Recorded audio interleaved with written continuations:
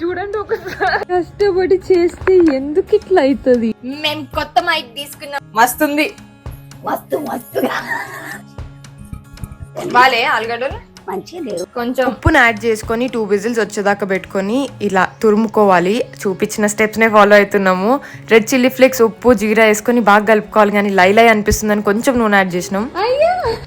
ఇప్పుడు చేతికి నూనె యాడ్ చేసుకొని ఇలా ఉండలు చేసుకొని సైడ్లో పెట్టుకోండి.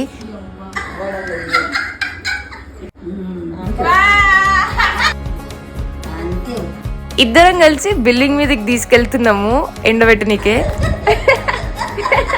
ఇట్లా నవ్వుతుంది చూడు. ఎండ పడుతుందని ఒడియాలు పెడితే చాలా చల్లగా ఉంది.